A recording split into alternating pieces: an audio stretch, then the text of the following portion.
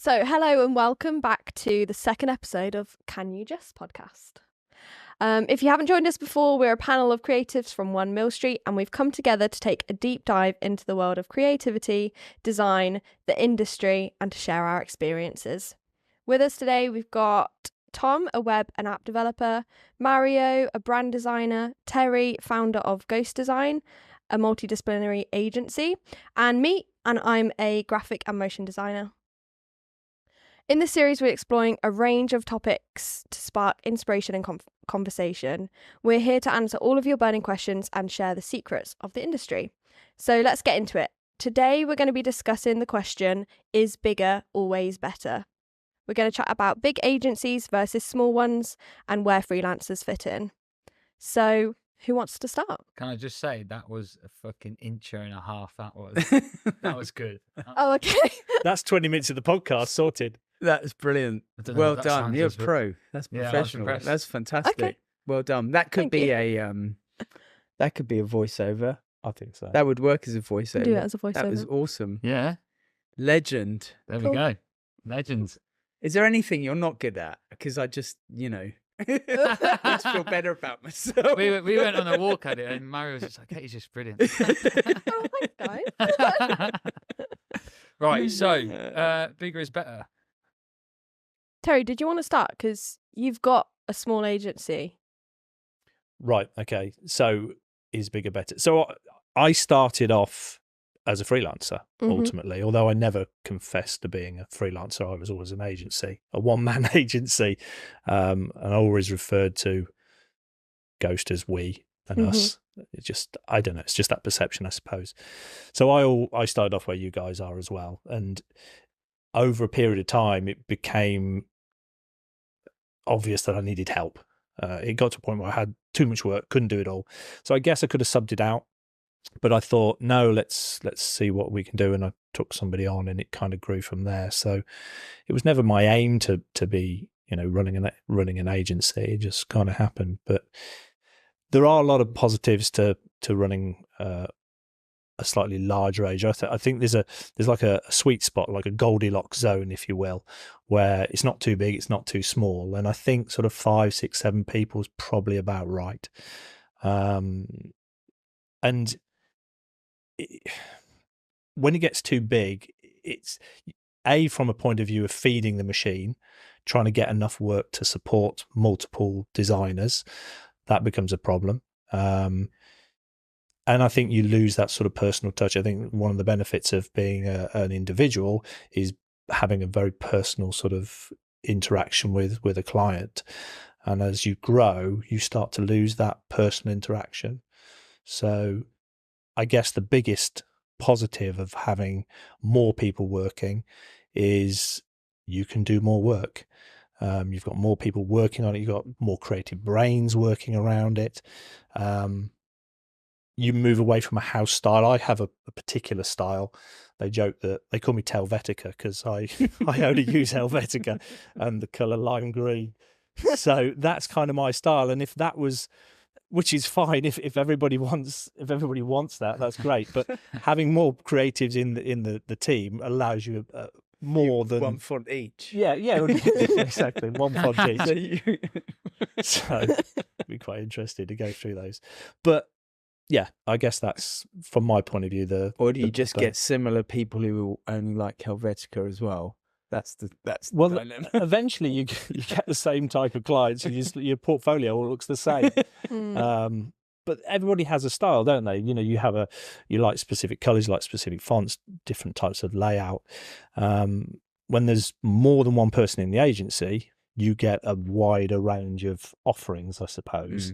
So somebody might come along, and one of the big things is the difference between male and female designers. I've found female designers have a very distinct style as opposed to males, which, I seem to be doing all the talking here. What's it? It's like some sort of lecture I put together. I like it. just listening. We're just absorbing the wisdom. Yeah. It just gives a bigger breadth of ability for a wider range of clients, I suppose. Yeah, I do agree with that. Having more people in the team brings more different ideas and fresh perspectives and things like that. And I think sometimes as a freelancer, if you are just working in your own space on your own work and not talking to anybody else, you're going to get really stuck in your ways, or you're going to lose out on being as creative as you could be. Whereas when you perhaps work in a smaller agency, or if you work in a collaborative space alongside other freelancers, you still get that, like, other people's ideas and other people's impressions of your work and how you could improve it, or how you could spice something up with a different type of thing. So I guess it's about the people around you allowing you to be a little bit more creative, perhaps. Yeah. That's why this place is so good. Yeah. You know, we all kind of do our own thing, but we all kind of collaborate as well. I know you guys sit next to each other and you probably chat all day about design and what have you. Many other things. It's nice to have. I remember when I was on my own working from home, and I was sat in a room with nobody to interact with, nobody to bounce ideas off. So obviously everything you do, you think is right. Nobody challenges you. The nice thing about having a team is I'll do something and I'll say to them, what do you think of this? They go, it's crap. You can do better than that. Or have you thought of this? Or what about that? Yeah, and then it's real it pushes you a little bit, pushes your boundaries a bit, stops you stagnating, I suppose. So Yeah. I think there's a thin line, isn't it? I think obviously I've just heard like from clients one side, so I'm sure there is a case for like the London agencies about 30 people, 40 people, Hundreds of people. or hundreds of people. Yeah, but I think there's a thin line between like having too many people on one project and too many ideas, opposed to like just one person you can't bounce ideas off. Yeah. For loads of reasons. First of all, if you have a big London agency, there's too many people, then it's just like, who do you listen to, first of all? Then also that can slow a project down. And then the thing that the feedback I got from clients who've been with London agencies, or any agency who's like, they're big, they've got a big team, is that they then have a project manager. And that's probably the main problem. So you've got the project manager who talks to the client, and then usually project managers are salespeople, and they go yes, yes, yes, and don't really listen to the client, and then they feed it back to the team, and it's Chinese whispers almost. Yeah. And I think that's probably the beautiful thing about probably a small agency. You probably eliminate the project manager, and then you talked about personal touch. I don't know if we talked about that, but it's that personal touch you get with a small agile team, isn't it? Yeah, just reminding me what made me start working for myself was working under a project manager and thinking, just they're the worst, though, I aren't just they? wanna, just let me speak to them directly rather than speaking through you. There are equivalent of an estate agent. They're just it's really frustrating because you just want to speak directly to the person involved, to the client. And I think that's the thing, is difference. that sweet spot, which I believe where we are, all the designers speak to the clients individually. There are no That's middle. where you are now. Yeah, and I wouldn't want to go anywhere else. I worked for a bigger agency 25, 30 years ago, and we had account handlers there, and he went off to see a client. They were a National Federation of Estate Agency based in Warwick, and he came back and he said, I've taken a brief. They want an advert to go in a paper, whatever it might be, prior to the days of social media and all the rest of it, of course. And he gave me this very explicit brief. He said, they want this is what they want this type of font, this type of feel. Okay, fine. So I created it exactly as he said, showed it to the camera. Yeah, he's going to love that. Do you mind going and presenting it? And I was only... He said to you? Yeah, I was relatively young. So I went into the offices, and this guy was sat there in his tie and his jacket, and there was a typing pool that was raised up around the sort of the meeting area. All these girls on typewriters typing away. And I was there, and it was all mounted on a board. And I said, right, I've done the advert. Bill's briefed me, and this is what he told me. And here it is. And I pulled it back. I showed him proudly. And he just laid into it. That's not what I wanted. That's crap. That's like a Sun advert. I would see that in the Sun. worst feeling ever. I'm like, and I wanted something that would go in the Times or the Guardian. And that's just rubbish. I don't know what you've done. And one by one, the girls stopped typing, and they're like watching me being crucified by this guy, and I'm stood there like this. And he finished and went, "It's mounted nicely though, isn't it?" Anyway, I've got it. I hear what you say. I know what you want now. I went away, did what he wanted, and it was fine. But you could have Yeah. skipped Was that the one. day Get when you- rid of that guy. He that- didn't need to be there. Was that the day you resigned and started Ghost? No. It was several years after that, but it was one of the days I decided I'd never have a counter. What is their use case? Like, is there a use case for a project manager where I just think they're a load of bollocks, but Wow. Is there a But it's well, like an estate that's agent. the thing about big agency, isn't it? Everyone has Yeah. to. You have to categorize the roles, so they'll go around skipping around all the clients and keep you on the computer because your value. I mean, I don't know. I think it I saves don't know. designers admin time. Yeah, I So suppose so. if you had an account manager, they would deal with all of the emails, all of the communication, Yeah. all of the admin. They put through all the money. They would deal with all of the finances and stuff like that, so that you then don't have to, Yeah. and Yeah. you're just purely doing the The design. bigger the But- yeah. The downside of that is you can't then talk to Yeah. the designer yourself. Yeah. And Maybe that's why So- London agents are so expensive, because they do everything 2 or 3 times. Yeah. The Yeah. bigger the agency, the more you have to be specific about the role, isn't it? I think that's. I don't think because Yeah. you're making them more money if you're behind the screen. If you go off. Yeah, true. So I don't know. Yeah, Different it's an scale, interesting isn't it? I one. suppose a different Yeah, probably I a different clientele to any like we Yeah, probably have. and running small business is the direct opposite, isn't it? You're pretty much doing everything, and then you try and fit some design around running a business, Yeah. talking to clients, doing your finance, doing your marketing. Yeah. So you might try and find 5 minutes to do Glorified some. clown. Do it with the thing, yeah. Yeah, so Just- it's interesting. Yeah, just going back to freelancers, and then I guess the difference between a small agency and freelancers, the benefit then again is you're getting the designer talking directly to the client, and I guess it's just that one person as opposed to your 5 of those people, 4 of those people coming together. So at the moment, a lot of what I'm doing is building really close relationships with my clients and Mhm. really understanding who they are, what they need, so that I can then provide for them. But also gives them the opportunity to say, actually, I've got a few ideas of my own, or I've made a Pinterest board. Can you have a look at that and build that into what you're doing? So it feels a little bit more collaborative. They feel a bit more part of the journey because it is their business. They should do. as well. I think any client should have a big part in what you're doing. You do get clients go, I want this, go away and do it, come Yeah. back, and they go, yeah, it's great, here's the money. But some of them want to get really involved. Some of them want to come and sit on you next to you and go, move That's that over too there. much. Yeah, it's a little Yeah. bit. I've had that. And That's that's a no-no. It's not good. But you know, there's a level. But I think we said in the last podcast, clients don't know what they want a lot of the time. yeah. Some think they do, and they push you down routes. You see it on The Apprentice all the time. Those poor graphic designers, Yeah. when they go and go, no, move it over there, and these Oh, designers yes, are like, yes, oh yes, yeah. God, what are you Let's doing? I hadn't change thought the about font. that. Yeah, It's a they, proper And stitch up. they push you around, and Yeah. and I've had clients say to me, "Oh, what would it look like in pink?" Well, it won't look very good in pink. Well, let's just see, shall we? Okay, so you make it pink, and then they go, "Yeah, it doesn't look very good, does it?" Yeah, no, I told you that. Just wasted 30 seconds of my life. I'm not going to get it back. But they all do it. They all do Yeah. it. yeah. It's- Yeah. Have you worked in any agencies where they just push back and say, no, sorry, we don't do that here? So I have said no to people. I mean, you've got to, haven't you? Eventually, you just got to say, look, draw a line under it. Can't keep changing it for the sake of it. They don't.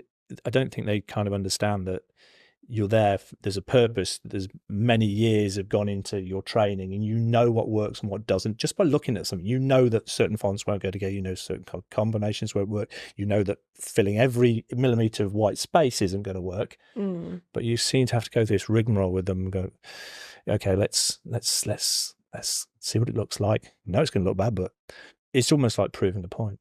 But I think the biggest benefit of freelancers is cost. I would have said, going back to, you know, because freelancers are going to cost less than a small agency. Small agencies cost less than a big agency. Yeah. So, you know, they do play a really important role for people that are in a position that can't afford to go to a bigger agency. Yeah. It's interesting, the whole thing about how big, you know, when you get big agency, and what you mentioned earlier about a brand style, because, you know, is it possible to keep a brand style within an agency then, do you think? Or do you you know, because you mentioned, didn't you? So you got your own style, then you bring other people in, they got theirs, and then you're offering a combination of things. I know a lot of agencies will sort of have a style, won't they? Or they'll, or a process or something that is, you know, is sort of represents them. But doesn't that take away creativity if you bring young designers into an agency and you say you will work this way? I mean, not necessarily a visual style, but they might have. I don't know. I don't know. With creative agencies, maybe it's a bit more about their sort of approach or something. Yeah, I know what you're on about there, because I know like a creative agency, like not every typography is the same, but like they've got a certain style, and like usually like when they do like magazines for clients, it's usually in black and white, and they use like particular photographers, and I suppose they do have a certain style, don't they? Yeah, I don't know. It's an interesting one because, you know, maybe it's an approach, like a way you approach work rather than a visual style. But yeah, I find that quite interesting because the larger you get, the harder it is to maybe control how your agency works.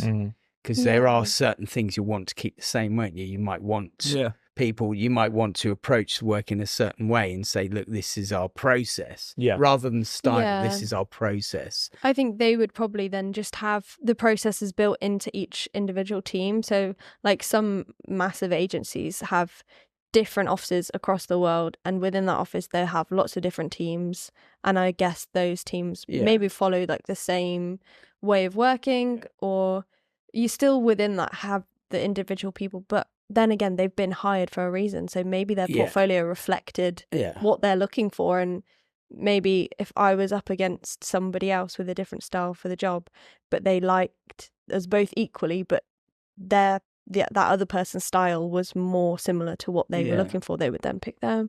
So maybe it's about picking the right people as well. Do you reckon though, if you get a bigger agency, because like the theory is bigger agency, more heads, so you've got more creative minds going on, but actually probably a bigger agency probably has more structure in place. Yeah, does that eliminate the creativity? Like, does it equal itself out almost when you get to a certain stage? That's a good question. Yeah, it's interesting because as a role as a creative director, which is kind of where I sort of float around at the moment, the people that are doing the creative work will do something, and then I'll go and put my twist on it, and inevitably I'll start pushing it back to my style, which you shouldn't do.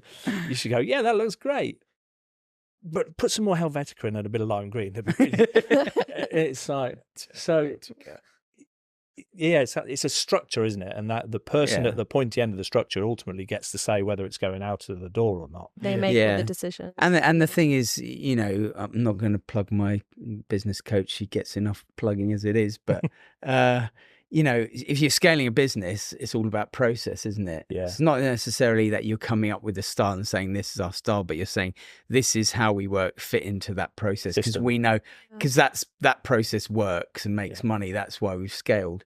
So, it's an interesting question you made, which was, you know, how creative does it I'm sure it gets to a stage where it stops being creative. I don't know, because the process, you know, as long as the process is creative, the output is the result, isn't it? So there's room to be be but the process has to be, the bigger the agency, the more strict the process. Also, it depends how that agency's run. Like, I mean I've, you know, fluid question. The places I've worked, you know, in the bigger places when I was a freelancer, it's all timesheet, and it's like it's all down to the minute, and everything's doesn't shout creativity to me.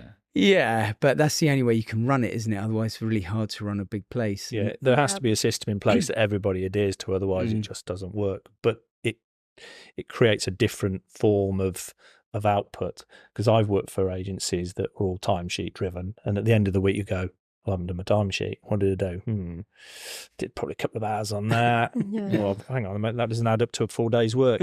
I'll put 2 hours on that instead. And that's what inevitably happens. Well, it does when people like me are. Sounds like me when I quote a job up. A couple more hours. So do you timesheet yourself now? No. Do any of you? Do you guys? I do. I do partly for me, and I do it for you. Yeah. Do you timesheet your own stuff? I do it partly for me, only because I'm still in the early stages and I'm figuring out where like my time is and how much time I need to fill. Like I figured out how many hours a week I should be doing to make a certain amount of money. Yeah. So I try to aim and hit that every time. Yeah. So at the moment, I am kind of doing it. It's useful for Not to the minute though. It's like Yeah. I round it to Roughly, an hour-ish. So, I like solicitors then. but that's 15-minute literally just for me. We do it on retained clients because obviously you need to know how much your time you're taking in order to hit that retained level. But other ones we just quite on a job basis and go from there. I mean, I do it for everything, not just work. I just do it for my life as well. Like, Otherwise, no. it's just like. I bet you've got a default diary, haven't you? Yeah. I thought you would. I had a default diary. It's 'cause there's so many things going on. You must eat tea now. You must go to work now. You go to the gym. There was so much in there. I was missing important things like my mum's birthday and things. Oh, I forgot that. I thought I was having tea. It's ridiculous. I have to turn it up. I mean, not everybody needs it, but I'm just one of those people who just indulges in everything. So, like, I've moved away from hourly. I'll just do day. I said, if you can't give me like a day's worth of work, then I won't do it. Wow. Yeah. Big time. I've been Just told, because I also think that the hourly way, I think so old fashioned because I think it eliminates how good you can be at that job. That is true. You try and squeeze it in, don't you? Yeah. And I felt so much pressure trying to be good for an hour task, whereas I'm just like, unless you can give me a day's worth of work, then just I won't do I think that's good, and I'm at the point where I need to start. Like, I say my minimum rate is half a day, but I don't actually do that. Like, I give people like, oh, it only took 2 hours, so It I need needs to stop discipline doing as that. well. Yeah. It's hard. I remember when I was like, right, I need to start doing this, because it will be better just for the client, for business, for myself, and it does require discipline. But it's not easy. No, it's not. a great It's not. idea. We work on day Half rate. day. Whether it be 5 minutes or a day, it's a day rate. That's Wow. it. I love that. Yeah. I can't imagine takes any of my clients agree to it. No. It also takes a bit of balls because there's clients I've lost, but there's clients I've gained because of it. Right. Yeah, it's that balancing Give thing, or isn't take. it? Yeah. Get rid of the C&D clients, which is what we were talking about the other day. Retain the good clients that don't mess you What up. I need to figure out now is, we touched on it briefly just a minute ago, but it's how I figure that into a retainer package, because retainers still is hourly, but I'm determined not to do that. I still think I can fill it in to retainer package, but yeah. Cool. Sounds I think good. we should start to wrap it up. Moral. How do we do it? Moral. What was the fucked. question? What was the moral of the story? What was the question? The question was, is bigger always better? And No. I think we've agreed that no, it isn't always better. Are we saying the opposite? We're saying smaller is better. Are we? You're saying small is better. Oh. I'm saying there's a sweet spot, Yeah. a Goldilocks zone. But I between still Small is think- definitely better. End of podcast. Hilarious. I actually, all jokes aside, and again, it comes from bias, like in terms of, because obviously I haven't got a 50-man agency. I actually think it is, and that's just purely from the feedback I've got from clients, because they go, and again, this is bias. It's one point of view, because I've never really met a client who's gone, oh yeah, we prefer London agencies, but we're going to go with you. So it's a biased point of view, but the feedback I've had from clients is the big agencies, so stereotypically the London agencies, they're just actually paying to work with. Mainly because actually the main point they made was the project manager. So Yeah. I've had a client say the same thing. They were looking at other agencies and they ended up picking me because they had direct communication with they can me. work directly. As compared to having to go through an account Do manager. So, yeah. do you And think then that the designer would be the best project manager? Depends on the person. doesn't it? Oh, Depends on the person. Yeah, that's another podcast. that's another Yeah. podcast. Yeah. Because that's So- how you start a business. Moral story: smaller is better, and we're on about agency work, not anything else.